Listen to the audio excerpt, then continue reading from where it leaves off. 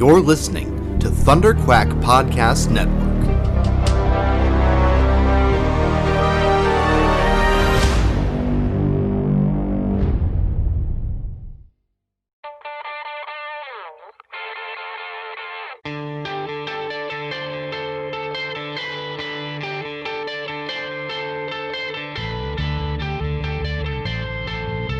Hi, this is Roy Thomas, and you're listening to the Epic Marvel Podcast.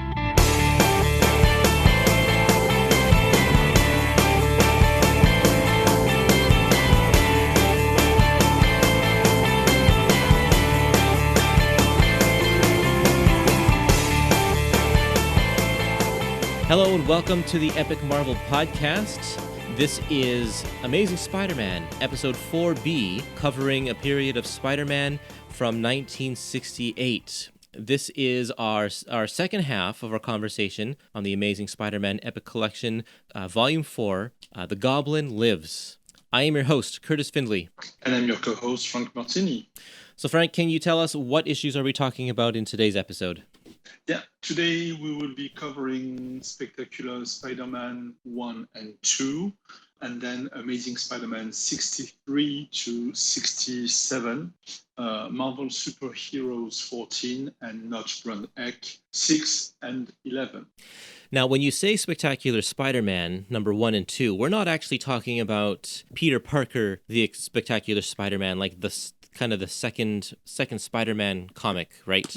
Yeah, no, we're talking about the Spectacular Spider-Man magazine, which was launched and ran for a couple of issues in the mid-70s. In the late 60s, sorry. Yep. Well, it was sort of an experiment that they did at the time to have wider book in a different format and trying new things at Marvel. So that was for Stan Lee and John Romita. The idea was to have a slightly different book with more mature stories. Initially, they wanted to have the magazine running in black and white, but Martin Goodman was Marvel's publisher back then, hated the idea and said that it wouldn't be very commercial. And the magazine in the 70s proved him wrong about that, because a lot of comic book magazines took place were in black and white in the 70s. But so the first issue we would be talking about is in black and white, then in color, and then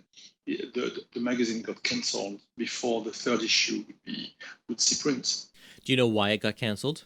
Yeah, well, Martin Goodman pulled the plug, literally, and said that he didn't want something that didn't fit, on the spinner rack that were in the 7-Eleven shops. That was pre-comic book shop. Such a format didn't fit in the traditional way. It was more expensive in terms of production and in terms of distribution. It was different than what they were doing with their regular comic book magazine. If I remember well, I think they were working with Warren Publishing to get this distributed and so on, which was different than what they were doing in the first traditionally. Right. So that led him to cancel the line, even though it was selling pretty well, and they found out afterwards that the book was selling very, very well and could have been making a lot of profits, but it stopped right there. They probably would have had to get another artist if they were going to do this on a regular basis, because John Romita does this. These are two 60-page stories. The magazine came out quarterly, but these are two 60-page stories that he was doing in addition to his work on Spider-Man and whatever else contract work he had. That's a lot of work. And you can tell in these issues that he puts everything he can into the artwork of these 35-cent specials. Yeah, he really took a lot of time to work on the book, and that's the reason why we had Don Echh finishing the Amazing Spider-Man regular issues, right, on the monthly book. And what I've also found out is that the third issues was finished at to third, and it was supposed to be John Romita and Murray Severin collaboration, which has never been printed. I've been digging and haven't been able to find any art of that, but that could have been great. And well, apparently it's sort of tied with the Prowler issues that we will get in volume 5, sort of tied with that. But that's, maybe 40 or 30 pages of Romita art, which are out there, ready somewhere. to be found. Yeah. Somewhere, yes. Oh, man. That'll be the day when someone uncovers that treasure. Wow. Yeah, because someone could finish it.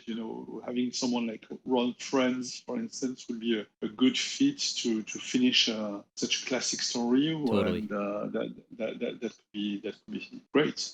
Yeah, that would be similar to the Fantastic Four story that Ron Friends did based on the old Lee Kirby Lost script. Exactly. The one which was reprinted, I think, in the very recent At War with Atlantis. That's right. Fantastic Four collection, right? This Spider-Man magazine was ahead of its time. Obviously, Martin Goodwin didn't have faith in it, but once the 70s hits, Marvel goes bananas with their magazines, and like they have the Hulk has his own magazine, and there's like all of these horror magazines, Monsters Unleashed and Dracula Lives and everything. Like there's just so much more content, Bizarre Adventures and Epic Illustrated. Obviously, they did really well for Marvel at that point, and if this Spider-Man magazine had launched then, it probably would have still gone for a number of years. Yeah, because I think it was a different approach than what they were trying to do with the annuals. Once again, they wanted to do some more slightly different stories, and we will see that those stories wouldn't have worked in the regular magazine at the time, in the regular book.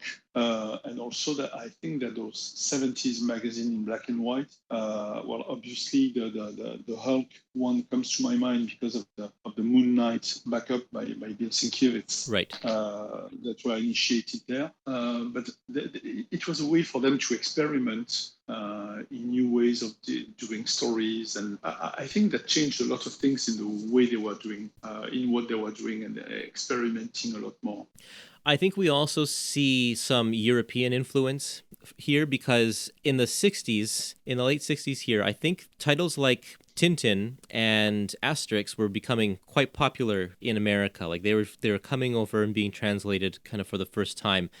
And those are longer form stories in a different, like a larger format, larger art size than typical American comic books. And I feel like that a lot of these magazines were trying to capitalize on that popularity as well. Yeah, I have a reprint version of the Spectacular Spider-Man magazine 1, and yes, the format is very close to that. It's also close to the format they will be using in the 80s when they launched their graphic novel line. Right. Sort of the same kind of format and layout, which gives a lot of space to the arts. So that's really nice.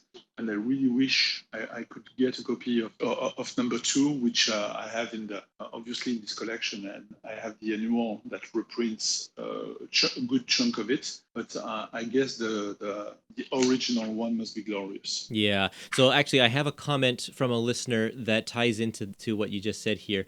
I want to read this. We did comments in the last episode, but this one came in after we recorded it, so I wanted to make sure we said this. Steve says that the issues in this volume are the comics that led me to become a Marvel Comics fanboy at age 9, so I probably read them to death. I remember being really worried about Spider-Man after he injured his arm at the end of issue number 63. How could he still fight the Vulture?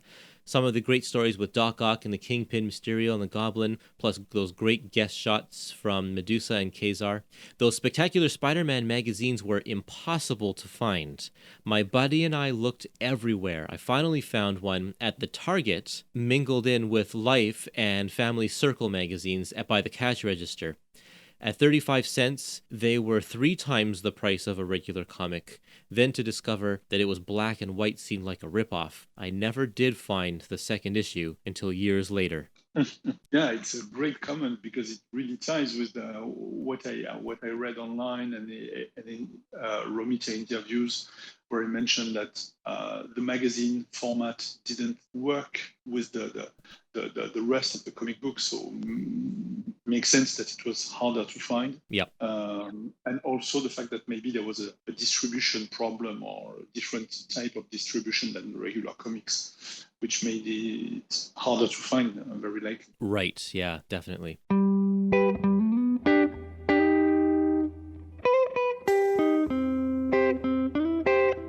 Well, let's go into our issues. We're starting with the Spectacular Spider-Man #1 that we've been talking about already, but let's talk about the story. This is a 60-page story, and we are introduced right in the splash page to a new character that we're going to meet. His name is Richard Raleigh.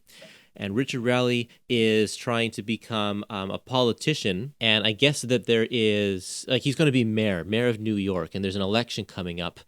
And it appears that the underworld is really mad at Richard Raleigh. They want him dead. And so right at the beginning, there's this giant monster of a man. They call him the Mountain, who's destroying a billboard of Richard Raleigh. And Spider-Man faces off of him. So the whole story starts off with a bang. And and this big monster will come back at the climax of the issue as well. But the whole issue is very interesting because it's kind of a detective story for Spider-Man. Mm-hmm. As he finds out more about Richard Raleigh, he finds out more about the underworld people who are trying to kill him, and puts the pieces together. And really, most of the issue is actually focused on Peter Parker doing detective work rather than Spider-Man swinging around. It's kind of actually the opposite of what happens in the second issue, which we'll talk about at the end of this episode. Mm-hmm. And so at the very end, this is the spoiler for the issue, we find out that Raleigh is sabotaging himself to make him sympathetic in the eyes of the public. And it backfires, of course, and he dies in a battle between Spider-Man and the Man-Mountain. The Man-Mountain dies as well. What are your thoughts on this issue? Well, it's always complicated for me to read this material because I read the stories in the first place in Amazing Spider-Man 116 to 118. Okay. So if you have Volume 7 of Amazing Spider-Man Epic Collections, you will find those reintegrated into the current stories that were happening at the time. So right after the very long fight between Dr. Octopus and Hammerhead comes this story. So for me, the story is slightly different than what I've read, which was sort of confusing for me because I remember that there was another character and another villain called the Schemer, but I didn't see it. And I think that, so I was very confused trying to separate what I had read in Volume 7 and what I was currently reading. So I enjoyed the black and white art because I thought it was a fascinating change versus the regular stuff. I also very much enjoyed the combination of the work between John Romita and Jim Mooney, and I think that it's the beginning of their collaboration, but I think it's a great combo. My main concern really is the fact that we find out rather quickly that Richard Raleigh has this craze for power and wants to do anything which is possible to get to the level of power he wants to reach, and it sort of spoils from the beginning the main thing and the main theme of the story. It's true. It undermines all of the detective work that Peter is doing because it's not a mystery to us. We kind of figure that out right away. That's a good point for sure. And that's not the way it works when it's reworked in Amazing Spider-Man in the regular book, when it's reused / reprinted as you wish. So that's my main concern about it. The rest is we got some really fantastic art and the shades of gray we see in the inks, and it's a darker story than what we would see in general, I think. It doesn't tie with the rest of the flow also, so it's it's not really positioned as a continuation or as located in the main book. Because as we speak, Gwen and Peter are not in speaking terms. Captain Stacy is recovering from the brainwasher machine he went through in the last few issues of Amazing Spidey.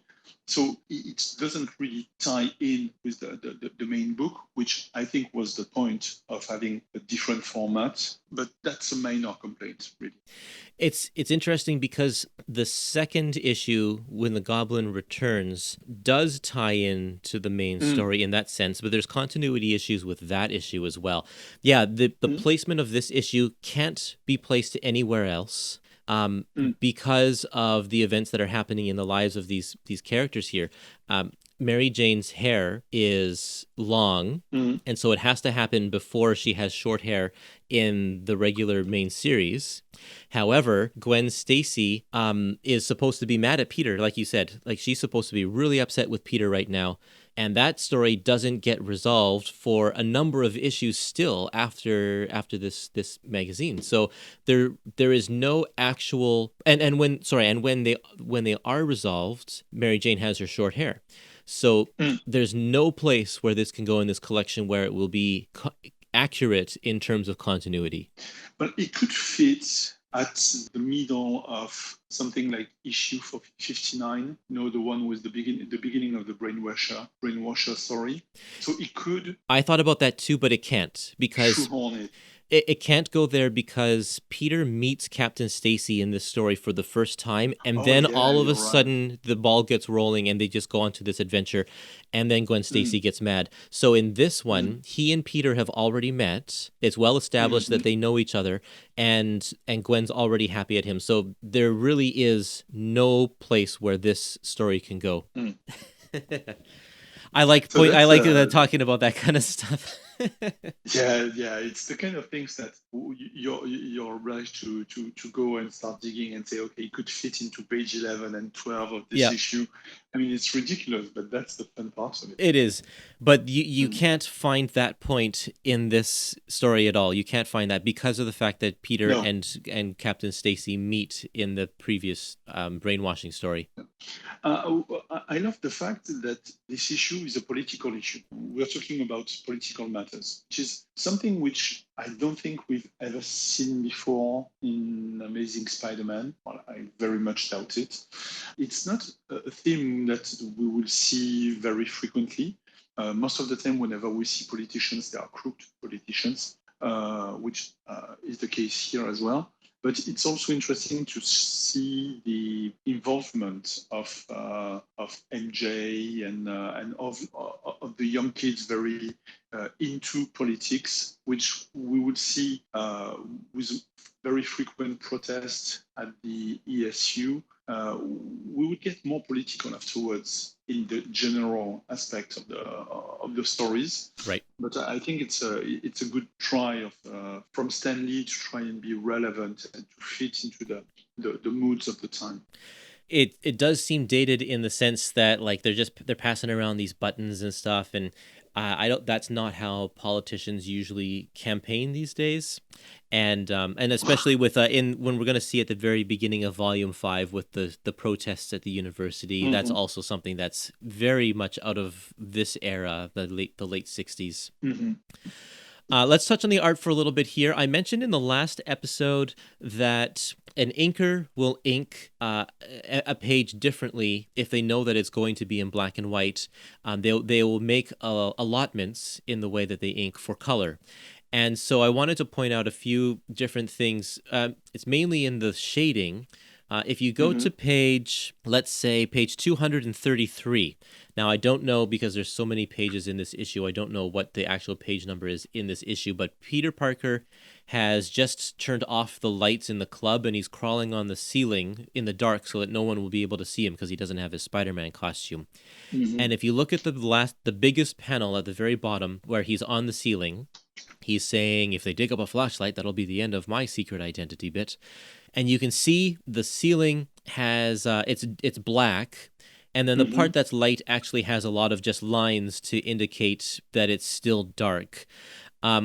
So Jim Mooney, when he's doing his inks, adds a lot of these lines for the shading to indicate the different levels of darkness, which he wouldn't do really if he's inking a page that has color, because he would allow the color to do that, because then you'd place like, a dark purple there or something like that. Dark blue. Yeah, exactly. Yeah. And so that's the difference here. He also will put a lot more detail in clothing to show the difference. I know that an inker will put darker shades or whatever in clothing to indicate the folds in the fabric and such, but Jim Mooney does it more in order to give off texture of fabric and that kind of thing. So it's a little bit different. I like his inks here. I think it's really, really good stuff. And he does a wonderful job with, I don't know if he's in charge of the ink washes that also go throughout this issue, because it doesn't really credit that, but I think he does. So that also means that he's inking with the fact that he's putting ink washes in mind. That's a lot of work. Oh yeah, for sure. And you can see that there's a lot of detail, and there's a huge amount of work which was done in this magazine. That it clearly shows. By the way, the page mentioned is redrawn when it's reprinted. Oh, it's I should have. The pages which are right. I should have looked at it. Redrawn. And they are fully redrawn because they are faded out a bit. Yeah. Because it's 3 issues that they are turning out of this one. Yep. And those pages are in dark blue with a completely different look and feel, and a different tension also when Peter is trying to prevent the building from collapsing. Right. So it's completely different. It takes longer, and visually it's a different. Those are different pages. Yeah. So that's good, actually. If you want to pull out that volume, if you have a copy of Goblin's Last Stand, to compare the inking styles with those redrawn panels, because those ones are inked differently to allow for color, for sure. I noted something which made me like, this is so wrong on page 225. When MJ and Harry meet Peter. Yep. And she's at the second panel when Peter says, "I can't wait to go home and polish my button." You wouldn't put that in the comic today, because that sounds so weird. Polish my button. Oh, right. That's funny. When I saw that, I was like, oh, that's one of those awkward 60s sayings that you wouldn't put in a comic today. Yep. There are quite a few of them, actually, in the book. If you search a bit for it, you can find some of those weird sentences. Definitely. I think the only thing that would have made this issue better is if we had an actual known villain instead of a one-off character that we had not heard of before. Yeah, because you there is less tension and less excitement when you see a Hulk-like creature, like you've seen so many of them before. I just think that Raleigh is a very interesting character, and you can clearly see that the more the issue advances, the crazier he becomes, and he ends up being quite a scary guy, craving for power and willing to do anything that it takes to reach his goals. So that's also something which is unusual in such a comic book. Yeah, that's true. There's also a backup story in this issue. It's called In the Beginning. It is the many-splendored origin of Spidey, newly updated, Echh. And it's drawn by Larry Lieber with embellishment by Bill Everett. So that's kind of cool to get the two of them together. Yeah. Totally. It says it's newly updated, and it's pretty much almost a straight retelling of Amazing Fantasy number 15. They kind of gloss over the TV aspect of the storyline, and they add in one scene at the beginning where he punches a street lamp post, and it kind of buckles under his punch. He isn't so obvious with his powers in the original one at the very, very beginning, but the rest of the origin is still told pretty straightforward. Larry recreates some of the most iconic scenes pretty much exactly as Ditko did them in the first issue. Oh, there are quite a lot of swipes, Yeah. actually.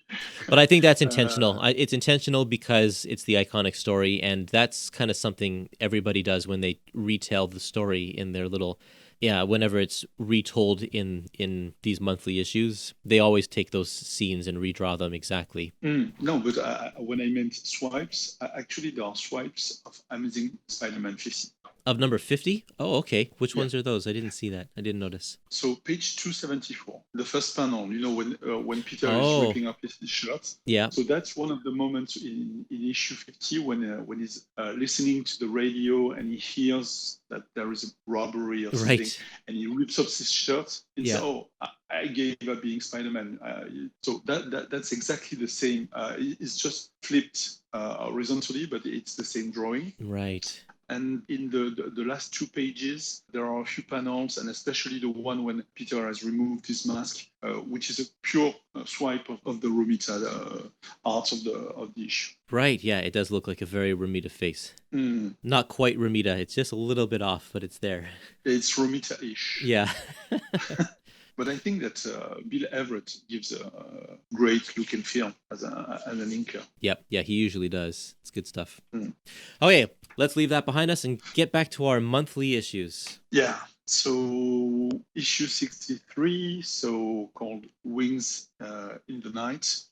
So the old Vulture is back, and he wants to confront Blackie Drago. So the last time we saw the Vulture, he was really about to die, but apparently got better. So he wants to confront Blackie Drago, who took over as the new Vulture a few issues back. So it's a rainy time in New York, and in the third page, Spider-Man hurts his shoulder. I'm tempted to say again. Yeah, right. And the rest of the issue is the Vulture getting his old costume back and having Drago escaping, and the retelling of what happened in the previous Vulture appearance, and the fight between Drago and Toomes, which ends up with the victory of the classic Vulture, and Peter with his hurt shoulder being stuck between the two, and now having to fight the rejuvenated Vulture by the end of the issue. So we're at the point in Spider-Man history now where villains are starting to make their third and fourth and fifth appearances. And so Vulture, and so how it usually goes is the first appearance, the villains are, they've come up with a crime, and then it doesn't have anything to do with Spider-Man. And then Spider-Man shows up and thwarts their plan. And then in their second appearance, it's always a revenge story. I need to get back at Spider-Man for ruining my plans the first time. But then after that, now we have to start thinking up some more interesting stories for our villains, because they've done the first plot, they've done the revenge story. Now they're onto something different. And so for the Vulture, because his first few appearances were in the Steve Ditko issues, we now have the story where the costume is passed on to another person. And now we have a story where the two different Vultures are battling each other, and it has nothing to do with Spider-Man. And I think this is great. The actual problem with this issue, the main conflict, is between the two Vultures. And Spider-Man just happens to just get caught up in the middle of it, and he tries his best to do something, but really he is not the focal point of this issue, and I find that fascinating, because it means that there's going to be way more character development for the villain. And it gives Spider-Man kind of a different perspective, because he's now kind of the outsider in the situation. He doesn't really know what's going on, and he can't really take an active role, because basically kind of the Vulture's ignoring him until the very end. Yeah, and the cover clearly shows that, because you don't see Spider-Man on the cover. You just see the two Vultures, right? Which is maybe a first time when the main character is not appearing on the cover of his own magazine. Right. Yeah. Interesting. It was nice to get back to see the gang and everything like that. We're still facing the drama with Peter and Gwen Stacy. She's pretty much in tears every single time that we see them. But there's this one scene here on page 288, which is page 10 of this issue here, where Captain Stacy invites Peter to lunch. He says, "I wonder if you have lunch tomorrow with me tomorrow," because he's now kind of regained his memories about what's happened with the brainwasher stuff, and he realizes that Peter didn't do anything wrong. It's an interesting thing that they make these lunch plans because they never actually have lunch. That scene never ends up happening. So I just wanted to point that out there. And we get the beginning of the subplot, the continuation of Norman Osborn Remembers being the Goblin subplot that we come to play much later in the book, and that gives a lot of tension to the stories once again. What we see with this issue, even more than before, and we would see that with the following one as well, we see that there's a lot of mix between Romita and Don Heck. And also, I was sort of surprised of that because we discussed that last time with the differences between some of the pages with Romita stuff, more classic Romita stuff, and some with only Don Heck figures and things. And actually, after some research, I found out that Stan Lee was not too much of a fan of Don Heck, and he wanted him to draw more like Romita and Buscema. And actually, he frequently asked John Romita to redraw some of the stuff which had been penciled and inked in the last minute. So, and Romita was making comments about that in the interview I read. And he was saying, "I'm doing the layout, which takes a lot of time." And actually, he said that finishing the layout was not what was more time consuming for him. It's the layout which was more time consuming. Oh, okay. And he was doing the layout, then someone else was finishing, then someone else was inking, and on top of that, he had to redraw some of the faces and some of the content. And he was saying, "How is this making me win time?" Because that was the idea in the first place, to give him more time to work on the magazine while he was not doing the monthly. So that was really interesting to find out. And that's not an unusual practice. I think of the most famous examples of Kurt Swan redrawing all of Jack Kirby's Superman faces because I don't know if it was Julie Schwartz who didn't like the way that Jack Kirby drew Superman. Yeah, I think it was. Another example is Romita and Neil Adams redrawing the faces on the first Superman Spider-Man crossover. Right.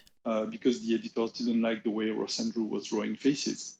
Romita also mentioned that he was redrawing Barry Smith's faces on Conan covers, things like that, which may sound a bit insane today. It seems so disrespectful to the artist because, this is their art. But at the same time, Stan was really, really trying to push for a very specific look across all of his books through the 60s. He wanted everybody to look like either Buscema or Romita. Yeah. Wanted everyone to conform to that style. Nowadays, that's definitely not the case. You can have books with wildly different styles, and that's okay. It's okay to have all of that kind of packed under one roof. Yeah, today it's more of an anything goes, I would say. Back then, the Marvel Universe is not that old, so clearly Stan still wanted to have something that looked familiar to the readers. So that's why, for instance, the John Buscema issues of Amazing Spider-Man, which are in the next volume, look so much like Romita stuff, and so he wanted to have something coherent. He didn't want to show too much that the artists were changing on the books, I think. Yeah. Especially on the flagships, like when Romita took over after Jack Kirby left the FF. He asked Romita to swipe a huge amount of Kirby material so that it looked sort of familiar. Which was a stupid idea in the first place, but anyway. And I think that was the idea of having Romita redrawing Don Heck and so on and so forth. Definitely. Okay, issue number 64, The Vulture's Prey. The Vulture is now taking care of Drago, and he's got his sights set on Spider-Man, who is not in good shape because his arm is still out of commission. And a lot of this issue is a battle. In fact, most of the issue is a battle in the air as Spider-Man tries to fight the Vulture. In fact, that's the only thing that happens in this issue is Spider-Man and Vulture fight. And then that leads to the cliffhanger where Spider-Man is knocked unconscious and the Vulture flies away. And people are like, oh, we could take off Spider-Man's mask now because he's unconscious. There are a few other things that happen behind the scenes. Like there's a great moment with Jonah and Joe Robertson. Joe's getting a lot more screen time or page time now. He's becoming a very regular and important cast member, which is great. I love this character. Oh, yeah, me too. And he gets injured by some falling debris during the battle with Spider-Man and Vulture, and Jonah kind of is just looking out for himself this whole time. He doesn't help, which is typical with him, but it makes for a great moment defining the character types between the two main people at the Bugle, which is great. And we also see Mary Jane with a brand new hairstyle. Oh my! And yeah, it's definitely not something that we think of when we think of Mary Jane. Like Mary Jane's had a lot of hairstyles in the past. I think most famously of like the huge curly hair that Eric Larson gave her in the 90s. But this one just doesn't seem to fit her character at all. It's not glamorous like her other hairstyles. It's different. Yeah, it makes her look older, I think. And but the idea for Romita here, because that was his idea, was to sort of not having Gwen and Mary Jane to look that similar. Right. So that's why you wanted to have Mary Jane look with a different hairstyle and so on and so forth. I think it was really a bad idea, but it's easier to say that in retrospect. Yes. And also, what is strange is the fact that the haircut will be seen in maybe 3 or 4 episodes, and that's it. And then MJ will be missing for 16 issues in the magazine, and when she returns, she has long hair. Right, there you go. There's a bonus feature in this volume, almost near the very end, second to last page, where Romita is giving some character and art finishing notes to Jim Mooney, and talks specifically about this new hairstyle of Mary Jane's, saying that he wants them to look as modern as possible. He wants their outfits, their clothes, and their hairstyles to reflect the most recent trends, and so I guess that's what we're trying to go for here. Yeah, it's a great feature, by the way. It's one of those things that I'm just so happy that we are able to get bonus features like that. Yeah, totally. Because that's the kind of things that back then would have been ripped off and thrown away. But amazingly, Mooney or whoever kept it and long enough so that we get it in this collection. Yeah. Okay, in this issue also, Captain Stacy reveals to Gwen that Peter had nothing to do with the attack, and so she is happy that everything is okay. Now she just has to find Peter, but they don't know where he is. And this is going to carry on for a few issues now. Yeah, I think this issue looks really good. Yes, it does. Even though it's just a basic brawl, but once again, like you said, the last time the Vulture was here, a lot of the fight is taking place in the air, which gives always different perspectives. And for instance, I really like it's an unusual page 316 with this 8-panel grid, which is not something we would see very frequently, with different angles and the way the top is from the Vulture's perspective and the bottom is from Spider-Man's perspective. Oh, good point. I really enjoyed that because that's the kind of things, the example of good storytelling when you read the book as much as we do, just taking notes and stuff. Yeah. And you sort of realize that it's good stuff. There are a few times when I can see that Romita's not doing full pencils, like on page 317. The Vulture in that bottom panel where this Vulture is swooping down. And this just doesn't look like a finished pose that Romita would do. It's got some awkward. It's at an awkward angle because the Vulture is like he's almost twisting. He's not in a straight line. The top half of his body is at a different angle than the bottom half of his body, and just the way his hands are attached to his wrists just doesn't look like a Romita drawing. So but then you look at some of these other pages, like you can see that he must have done a lot of redrawing of like Gwen's faces, because all of the women look like Romita. The close-ups of anytime there's a close-up of anybody's face, it looks like Romita has redrawn it or something. On page 306, Jonah and Joe Robbie definitely look like Romita. Yeah, for sure. Even the layout. I mean, it's pure Romita for me. Yeah, definitely. So all that is going to change with the issue 65 because it's Romita with Jim Mooney. To heck with heck. Exactly. So the setup of this issue is that Spider-Man has been captured and that Peter is also missing. And the majority of the episode takes place in jail, where Spider-Man is held, but we don't know if he's a prisoner or something. They have chosen not to remove his mask, thanks to Captain Stacy. And as the story unfolds, Captain Stacy is captured by a bunch of prisoners who are trying to escape. And the whole episode is Spider-Man pretending to support escape prisoners while trying to save Captain Stacy, with a great fight in the dark and with the blue colors that we were talking about earlier, with a cool ending with Spidey saving Captain Stacy and arresting the guys one after another. So I think I already mentioned that to you, but I really enjoy issue taking place in jail, and I think that they always work. It's always something, because it's contained. You can't. You have to be. There's always a lot of people there, and it's a different setup than your traditional story. And the fact that we don't have any supervillain in this story. It's just a bunch of bad guys who have a grudge against Spidey and Captain Stacy who are there. So it should be an easy fight, but the way it's written and the way, because of you have to be aware of the space around you. I think it's one of the very good story of the second bunch of the collection.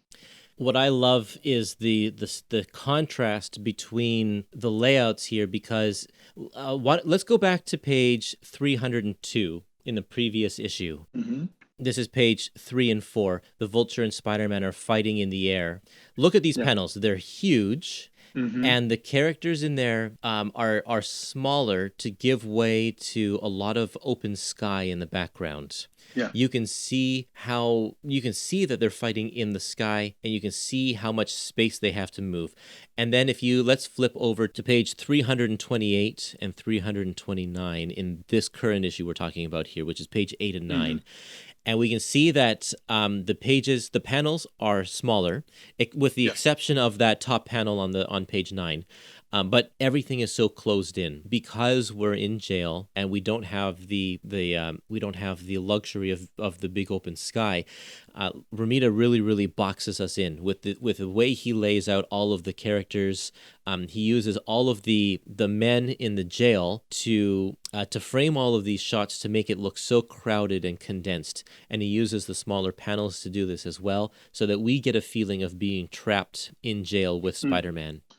I was surprised, actually. That's a very good point, because I was really surprised at the fact that we are getting back to 6, 7 panels, sometimes 8 per page here. So completely different environment and look and feel for the story, which shows us how much Romita can change his style and adapt to what he wants to tell as a storyteller. Definitely, yeah. He is very intentional about doing this because of the setting that it's in. Because he doesn't have to have all of these panels. All of these panels are just him beating up the bad guys. He could do it with his typical 4-panel or 3-panel pages, but because he wants to make us a little bit more claustrophobic, he's breaking up his pages quite a bit more. We also get continuation of the Norman Osborn subplot here, with Harry's worried about his dad missing. So it's still something that is really subtle touches here and there. So it keeps on building tension, because he was sort of remembering, now he's missing. So you're left with wondering what is going on in the background of that, which makes it very interesting to follow. Yeah, it's really good. It's interesting to see the progression of Norman here, because this is kind of the first time in the Spider-Man comics where we have the focus of a villain as a subplot, proving that this is usually the villains are, the villain of the month. They come in for the one issue, then they go. But Green Goblin is the first character where this is a mainstay character. This is a character that we care about outside of his normal monthly appearance. Yeah, it's true. And this very issue highlights the fact that the blurred line we were talking about previously with Peter's personal life and superhero life were all entangled and mixed together. Yep. You can get any better explanation than that. Obviously, because with Captain Stacy, who is becoming a more and more important character in the book, which has tie with Peter's girlfriend, Norman Osborn, who is the father of his best friend, being the Green Goblin, and now getting back to being the Goblin. There's so much stuff taking place which tie all together that is really I think what makes the good time for Spidey books. Yeah. So we mentioned already that Don Heck is not on this book anymore. Jim Mooney is now doing the finishes. John is still doing the layouts here. And I feel like Mooney was able to capture a better Romita than Don Heck, because I don't think a lot of these faces are redrawn by Romita. They look close enough to be Romita without having to be retouched. But all of these faces are just slightly off. And so I think of page 2 and 3 in this issue, which is page 322, 323. The look of Jonah down in the bottom corner. Yeah. That's a Mooney face. Oh yeah, for sure. Yeah, definitely. And even the way Gwen looks, it's like you can see that it's almost Romita, but it's not quite. So I think Mooney is capable of drawing a better Romita than Don Heck was. Oh yeah, for sure. And you see, when you were talking about this Jonah face here, it's exactly what I was thinking of, because I remember reading those stories of Peter Parker's Spectacular Spider-Man around 60 to 80 when Mooney was inking Ed Hannigan and then Al Milgrom. Yep. And all the faces look the same. No matter who was drawing the book, sometimes you would get a fill-in by Ron Frenz or by Rick Leonardi or whatever, and or whoever. And the faces would always look the same and have this Romita vibe, right. Which is when I was saying before that Mooney would be really the key and the visual link between the 60s and the mid 80s, really, on Spidey. Yeah, right. Yeah, very interesting. Okay, let's keep on going here to issue number 66. The Madness of Mysterio. This is beginning a 2-part story with the return of Mysterio. And let me just say, before I get into the story here, this on page 2, when Mysterio takes off his helmet, it looks like a Kirby face. Yeah, very much. I thought that was very interesting, because it's not a Kirby creation. We've never seen him look like this before, but for some reason, I guess, I don't know, Don Heck is back on this book for this issue. I don't know if this is his influence or where that's coming from, but it's very, very odd. Have we seen Mysterio since Romita took over? I can't remember.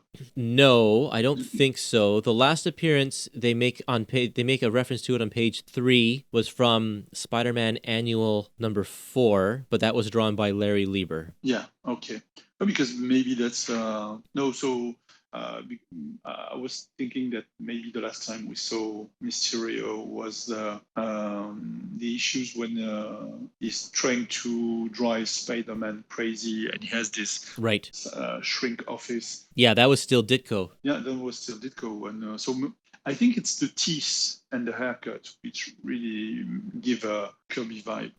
Yeah, it's the flat nose and just the way the wrinkles form around his face. It feels like how he would draw the Wizard or something like that. Also, what a splash page! Oh yes. I just love it. It's just the way Mysterio looks, always like, this kind of extreme persona or something, and that really works, I think, for him. Mysterio is awesome in this issue, let me tell you. In both of these issues, this is some of the best Mysterio we've seen yet, because it shows him in his prime. Because I'm Yeah. going to save my thoughts for after I just give a little recap here. So Mysterio is back, and he's going after Spider-Man. And he's come up with a way to capture Spider-Man. So he has to lure him out into the public. So he makes just some random appearances to try and get Peter to follow him. And when he does, he shoots him with a ray. And then the climax of this issue, we find out that he's been shrunk to 6 inches high and placed in this model of an amusement park that he's created in this warehouse. So what I like about this issue, in contrast especially to the Spider-Man Annual number 4, because both of those issues, Mysterio is using his special effects abilities, so like his history as a special effects artist for Hollywood. Except in the other one, all he did was really kind of create a giant robot. In this one, he's actually using some very elaborate and clever illusions and traps. It's just a way better Mysterio than what we saw last time. I even think it's a way better Mysterio than we saw in the Madhouse issue by Ditko, because that one wasn't relying as much on Mysterio's strengths as well. I mean, it was a little bit with the illusions, but it was a different focus. This one is way better. I must say that I have a soft spot for the Madhouse issue, but what I like is the fact that he's trying to come up with clever plans, which was not the case in the annual by Larry Lieber. Right. And it's also just the setup. Yes. The payoff comes after. That's right. There is not really a big fight between the two. It's only a couple of pages, which is really, and the rest of the issue is Mysterio trying to bait Spider-Man to get to the place where he has his ray and stuff. But that was also necessary for this one to be all set up, because Peter hasn't checked in with his supporting cast in 3 issues. Yes. So by allowing this to be set up and to not have the focus on the villain, Peter now has to go to all of his friends one by one and kind of check in with them to see where we're at. So we get a scene with Jonah, who's furious at him for not bringing him pictures of the Vulture fight. And then we check in with Gwen, and this is the moment where I think their relationship really kind of officially starts. There's just this great moment on page 9 and 10 where they see each other for the first time after the awfulness that has been the past few issues. And they instantly fall into each other's arms, and they're talking about, I can't be with anybody else, you're the one for me, and all this kind of stuff. And it's like, this is it. They are now officially a couple. And it could be corny, because but it works so well. And I think that's one of the strengths of Stan Lee to come up with great dialogue here, and having those young people getting back together and having, after all this stuff, because if you look at it, the last time that they've been through a lot in this volume. Yeah. With Peter missing and with the memory loss, and then the thing with the brainwasher and so on. So it has been a bumpy ride. So it's nice to give a moment of pause to Peter here. Definitely. He also checks in with Harry and talks about his dad with him a little bit, which is nice. And then there's a great scene where Peter goes over to visit Aunt May, and he hears her shout out from inside. And he breaks down the door only to find out that she's reacting to something on TV. Yeah. So she is Aunt May. I thought we were going to be finished with all of this Aunt May getting sick and ill stuff, but man, it's still happening like every issue here. Yeah, and we kept on having the Pussy Willow joke. Still, it's been like 3 years now worth of comics. Yeah, it's still there. I mean, this joke never gets old. Never gets old. Oh man. I think that the Don Heck Romita combination is much clearer, I think, on this issue, and you can see that there's a way more Heck look and feel to the book. I mean, when you look at page 6, it almost looked like there is no Romita layout here. Even page 5, you can see on the way he draws Peter's eyes. While when you get to page 9 and 10, you can see that the Right. Romita influence is a bit bigger, and it's gone for page 11 and 12, for instance. And I wonder if that's actually Mooney trying to insert his version of Romita over top of Don Heck's finishes. Oh, who knows?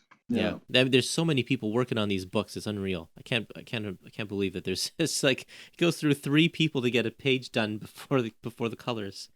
Yeah, so it's a great build-up, and I think that's once again it is similar to issue 63, where Spider-Man is not so much the focus of the story, and here the focus is clearly on Mysterio and the build, and like the Vulture story, there's a build-up. Spider-Man is not the center of the build-up, and then we get the payoff in the following issue.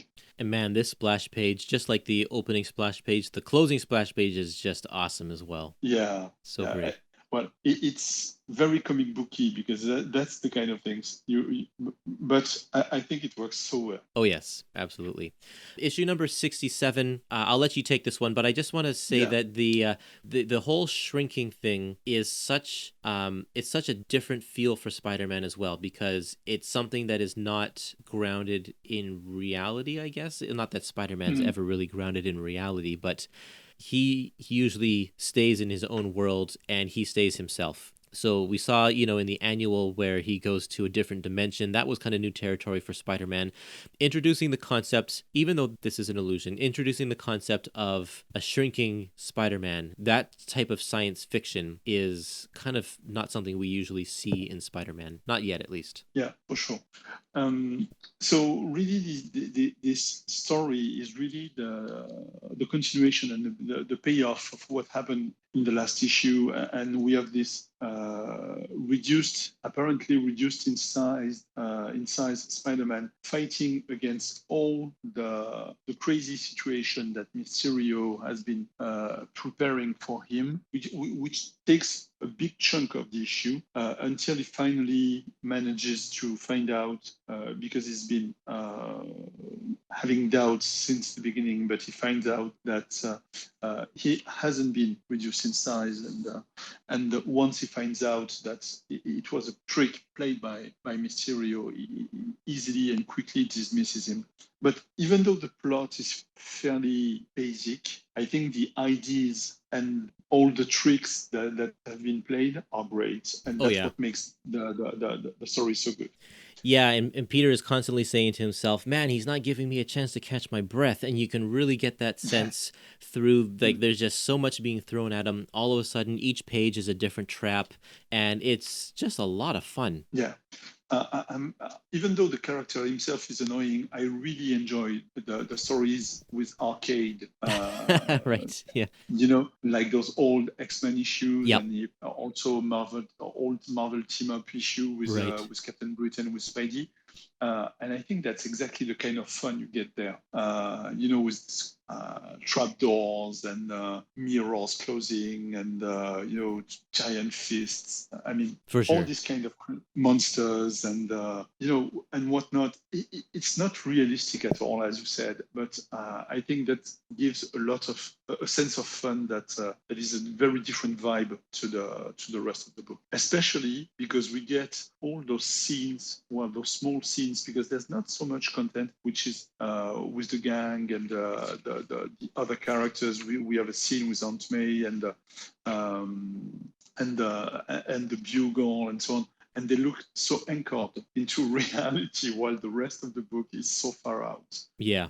I don't know, because it's so basic, there's not a whole lot to say through here, except there's one scene where we meet Robbie's son on page 16, and that's interesting that we're getting we're learning more about Robbie. Like, we don't even know this much about Jonah's outside life, outside of the Bugle, probably because he doesn't really have one, but we find that Robbie has a son named Randy, and Randy will become a character that appears on a semi-regular basis when the story dictates.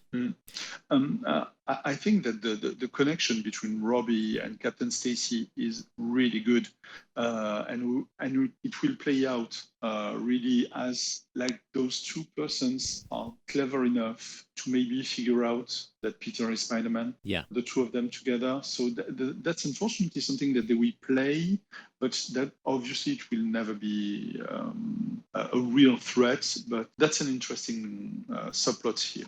And that subplot also ties together Peter's two social activities outside of being Spider-Man. Because it used to be that the Bugle stuff was separate over there, and then we'd have the scenes with his university crowd, and then we'd have the scenes with Aunt May. But now all of those are connected because Robbie and Stacy are talking to each other, and Stacy is Gwen's dad. And then we also have Mary Jane as part of the crowd, and Mary Jane's aunt is living with Aunt May. So all of these characters are now connected. We don't have these silos of subplots. And at the very end, on the very last page, we get Spider-Man defeating Mysterio in a scene that looks very, very similar to the moment when Spidey gets the burglar in Amazing Fantasy number 15. Oh, yeah. And then he swings away as there is a protest happening down below, which leads us into Volume 5, but we're not going to get to that because we have a few more other issues to talk about first. Actually, it's funny to see that we have 100 pages to go before the end of the collection, and there is no more Amazing Spider-Man. That's right. So the next story in this collection is Spectacular Spider-Man number 2. This is the second of the magazine stories with a very famous cover of Goblin attacking Spider-Man drawn by Romita. It's a painted cover. Awesome cover. Yeah, it's very, very cool. So this is called The Goblin Lives. This is where this epic collection gets its title. And this is fascinating to me because they've been building up this Goblin Returns plotline through the monthly issues for the past several issues. And the payoff doesn't come in the monthly book. The payoff comes in this magazine, which apparently, according to Steve in the comments that we got earlier, was extremely hard to find. And I can understand wanting to give the return of this villain that they're really pumping up as being the bad guy for Spider-Man. They want to give him more like a more prestige format return. So they're putting him in this magazine. But if no one can find it, then what's the point? Yeah, and it would remain unknown because I don't think it's very much mentioned afterwards.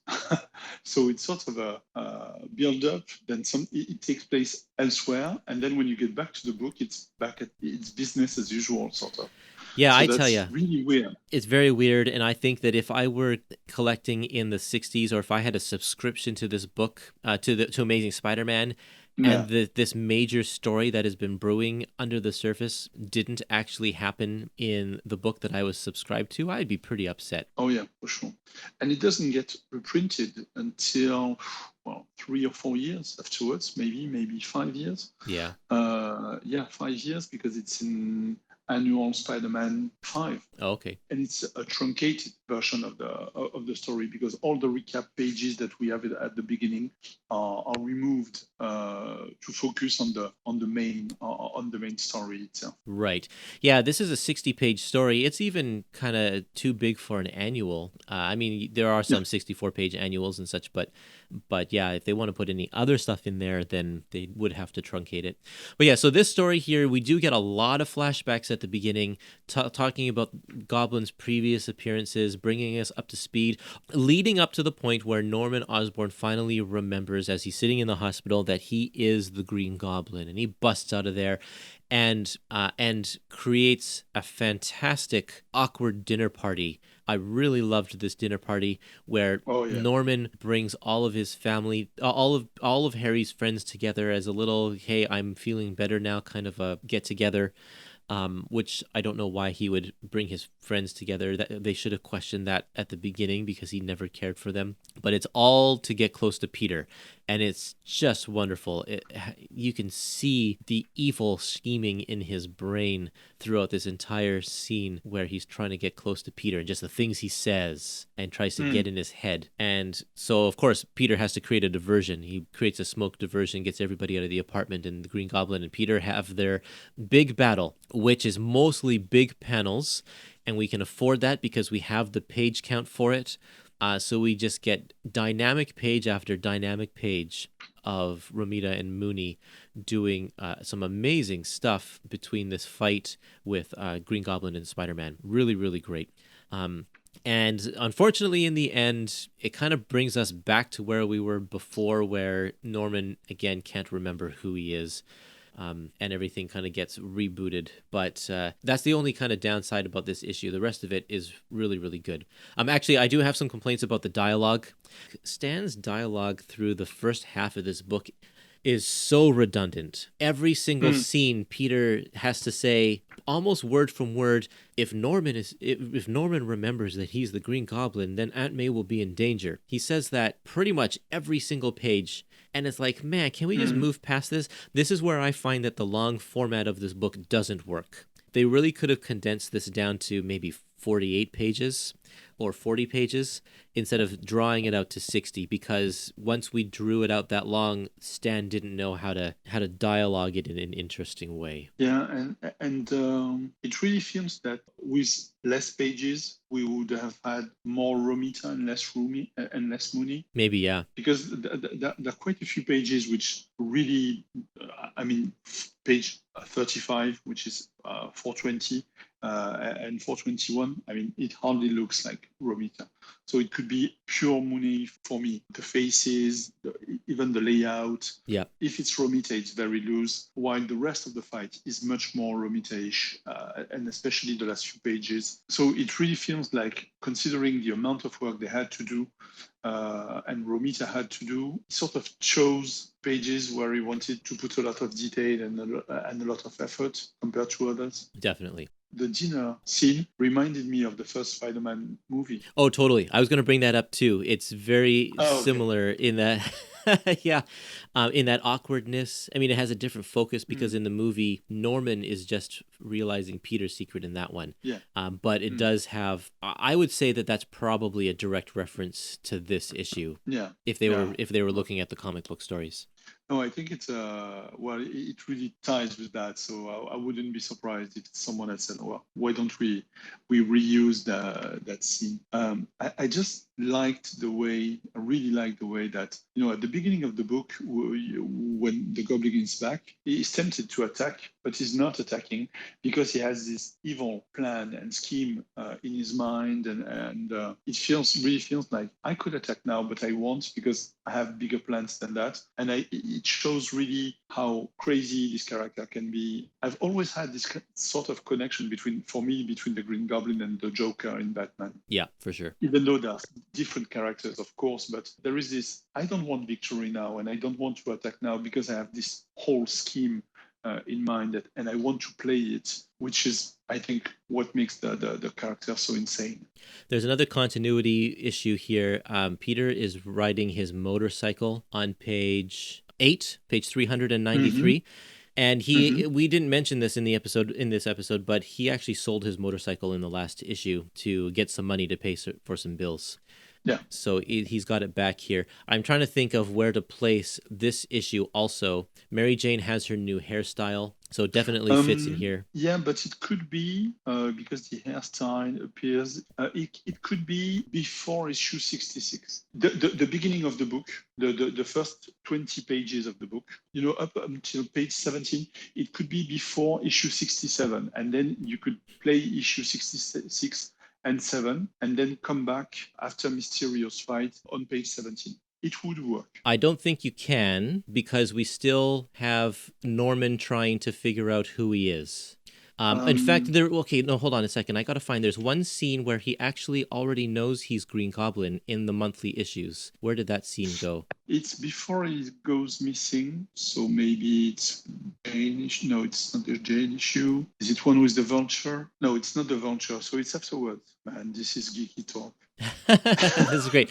Oh, go to page 12. Yeah. He's already wearing his Green Goblin costume. Yeah. Okay. He's already wearing, so he already knows that he's Norman Osborn. So the Spider-Man annual has to happen before this.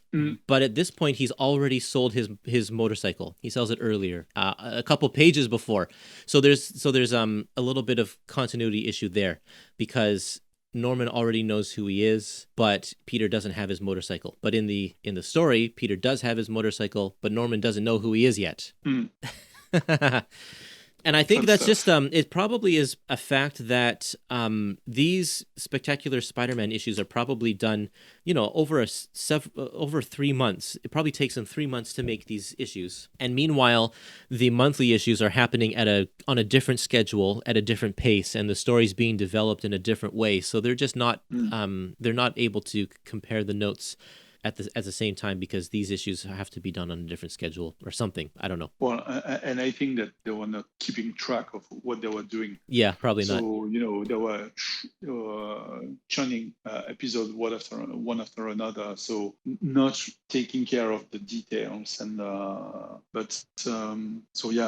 it makes sense that there would be continuity issues here and there. Definitely. Okay, the last full issue in our collection here is Marvel Superheroes number 14. So it's called The Reprehensible Riddle of the Sorcerer. And it's not that reprehensible, actually. So that's one weird issue. Yes, it sure is. It was supposedly a fill-in issue that Stanley shelved because he didn't like it. Also, it says that John Romita was supposed to draw it, but it sort of sprained his shoulder or his wrist. So Russ Andrew drew it. So that in the first place, that's a weird setup. And the story itself is a strange one, with a guy living in New Orleans who has learned the ways of the voodoo. So he's trying to drag Spider-Man to New Orleans, and been fighting a giant robot creature, and his plan backfires to him, and the story ends in a very weird, strange way for me. It's quite a strange story. I first of all, I didn't enjoy it as much as the rest. Definitely not. It's like a bad feeling story, which doesn't really make sense in the first place, because the plot itself is really strange. It really wasn't my cup of tea. I think that my main issue here is that Spider-Man never sees the villain. And so, he sees the robot, but he never finds the sorcerer. And he just walks off into the sunset going, oh, well, I guess that's over now. And that's not a good way to end anything. I know this is just a fill-in issue, but it's just not a well-crafted story. It's also in terms of this collection, we've seen Spider-Man fight a big monster robot type of thing already in the first Spectacular Spider-Man magazine story, and so this just feels like a rehash, a little bit of that, and not well done. Ross Andrew, his art is definitely amateurish at this time. He gets much better as he goes along. And this one is embellished by Bill Everett. Everett himself is a good artist, but his inking is a little strange. He uses a lot, and you can see it here. He uses a lot of dark shadows to make things kind of blotchy, and that's the same when he's inking in Incredible Hulk. He does the same thing. So you can definitely see his hand in the inks here. Yeah, I like his work much better on the page with Larry Lieber in the black and white first magazine. Right.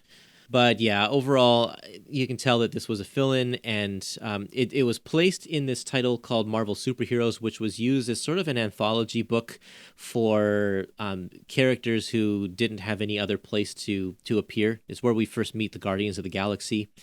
So it's kind of either a test ground for new characters, or just an odd place to put random issues that don't have anywhere else to go. So that's why they decided to put this issue, which was done, but they didn't have anywhere else to use it because I guess, Stan didn't like it, so he didn't want to put it in the main Spider-Man title, so they stick it here. But I'm glad it's in the Epic Collections. I'm glad that even though it's not the best issue, that we still have it reprinted and kept for posterity. I think we really get the good and the bad of Ross Andrew here. Yeah. Because the dynamic and the layout of the fight scenes is really good. The angle is choosing most of the time. Just the dynamic aspect of it works really well. And that's what I really enjoy about Ross Andrew.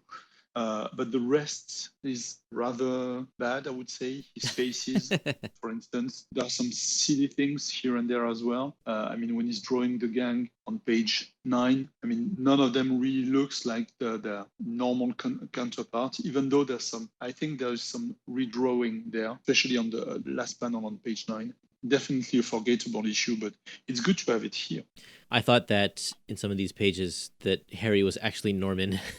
That's the way Andrew is going to draw Harry in the 70s. So I wasn't that surprised because I'm used to it, but not that great. Yeah. Overall, not a great... It is definitely treated as a bonus feature at the back of the book here. It's too bad that the whole issue kind of ends on that. The whole volume ends on that because it's kind of a downer. Yeah. And then we have 2 issues of Not Brand Echh, two stories. It's just material from, because Not Brand Echh has many stories per issue. But we get one. They're both kind of funny. One of them is called With This Ring, I Thee Web. Spider-Man's fallen in love and he's going to get married, and he goes through to all of his supporting cast to tell everybody that he's getting married, and we don't know who he's getting married to till the very end. We find out that it's the Wasp, which is funny in its sense because at this point, anytime Spider-Man, at this point in Marvel history, anytime that Spider-Man meets up with the Wasp, she always says, "Oh, the Wasp and the Spider are natural enemies. I hate spiders." And so in this issue, they're getting married, and this very comical ending. Aunt May sees him holding the Wasp and thinks it's just a bug, so she swats it and kills the Wasp. So I thought that was great. Actually, I read these stories a long time ago because it was included in the Wedding trade paperback.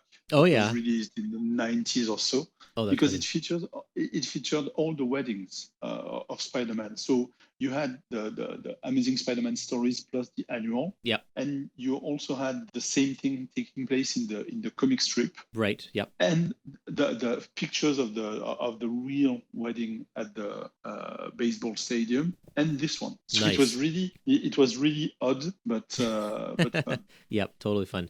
I think it holds up better than a lot of Not Brand Echh stories because the whole plot doesn't rely on you having to know the history of the era or anything like that. It's just a fun story. And the second one is called Fame is a Cross-Eyed Blind Date with Bad Breath. And Spider-Man's going to shoot a movie. And there's just it's just a short story, a lot of gags, but there's a couple things I wanted to point out here. One is on page 2. We see a black and white Spider-Man making a reference to the Spider-Man magazine that we just read, the black and white magazine. So that's funny. Oh, yeah. And then the other one is the very last page has a live action Spider-Man, like a photograph of somebody in a Spider-Man suit being taken away by Dean Martin and Jerry Lewis. And this, I believe, is a famous costume that Roy Thomas got his hands on and would wear it around the office. And I think that might be a picture of Roy Thomas. Oh, nice. Yeah. I didn't get that because... Oh yeah, now I get it. The Dean Martin and Jerry Lewis, because they were having these comedy shows back then. Yeah, and that's one of the things where you have to kind of know the era and understand those characters, who they're supposed to be. There's some real funny art by Mary Severin for both issues. Yes. Even though I'm really not fond of Not Brand Echh because I don't get most of the jokes, I still think that her cartoony art is really good, and I really love the splash page of the With This Ring, I Thee Web story. I think it's really busy, but so much fun. You know what is really funny here in this splash page? For instance, we always get this split look when you have one side Peter Parker and one side Spider-Man. Yep. It's something that we see regularly in the book, but here it gets to the bottom. It's completely because the shoe, we see a Spider-Man sock. Oh yeah, that's right. And the other part. So that means that when we get this sided, both side version of Spider-Man, That's right. Yeah. it even gets to the complete costumes. I thought that was really stupid and funny. That's perfect. Okay, so we have some bonus features in this issue, in this Epic collection. Some original art from the Kazar issue, and a very rough breakdown. We talked about this in the last issue. John Romita with finished art by Larry Lieber. That was unused, so that's pretty cool. Listen to our last episode to get some more details on that. And then some original art from issue number 61 by Romita, Echh, and Esposito. And you can't really see where, if there have been any art corrections. Usually, like if they're going to redraw a face, they'll have to cut out a piece of paper and paste it on top. Yeah. But you don't see that in either of these two pages. So I don't think we got any redraws here. And then the rest of it's just like original art for the two Spectacular Spider-Man covers, which is very cool. And some house advertisements and some other collection covers. So not too much in the way of bonus features, but the bonus features that they do include are very interesting and very welcome for this volume. Yeah, I thought the Larry Lieber, we mentioned that, were really showing us the process of working of the days. So I found that very, very, very cool to get those in the collection. Yeah, it's very nice. It's excellent. Okay, so we have talked about now the first 67 issues of Amazing Spider-Man. That's very cool. And I know we have Volume 5 is out already, but as far as the podcast is concerned, I'm going to move on to another character and another era. So we have to leave Spider-Man at this time. But my guess is that in 2021, Volume 6 of the Epic Collections will be released because they've been releasing these in chronological order from the beginning, one a year. So that means that this year we'll get Volume 6. And if that's the case, then we'll have Volume 5, 6, and 7 all in a row, and we can tackle that maybe later on in 2021. Oh, yeah. Yeah, that would be great. And as the time of we record this, I really hope that we get 6 and 16, which are the two missing bits between two big chunks of Amazing Spider-Man being released in 2021. I really hope we get that. Me too. That would be great. I kind of feel like they're going to tease us with that Volume 16 until the very end, but you never know. Yeah. Okay, let's wrap it up here. You come visit us on Facebook, Instagram, Twitter. Just search for Epic Marvel Podcast. I'm also on YouTube, and you can check out my Facebook page about Epic Collections. If you just search Epic Collection on Facebook, you'll find it. Thanks once again, Frank, all the way from France, talking to us about Spider-Man for these past 6 weeks. It has been a real pleasure to be able to dive deep into both Ditko and Romita's days and enjoy how much you enjoyed them. I enjoyed how much you enjoyed these issues. It was really, really great.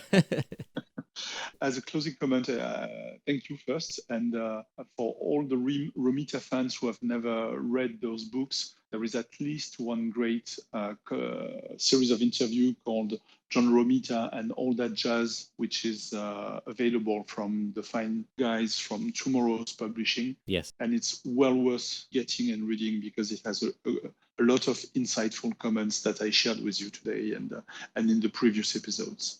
Perfect. Yeah, great reading. It's always good. I've tried to get an interview with Romita. He's getting up there in age, and he says that he doesn't really do interviews anymore. So that's really too bad. But yeah, thankfully he has done many interviews in the past, which are available to us to enjoy and learn from. Okay, perfect. Let's say goodbye to all of our listeners. Goodbye, everybody, and we'll see you next week. Bye-bye. Take care.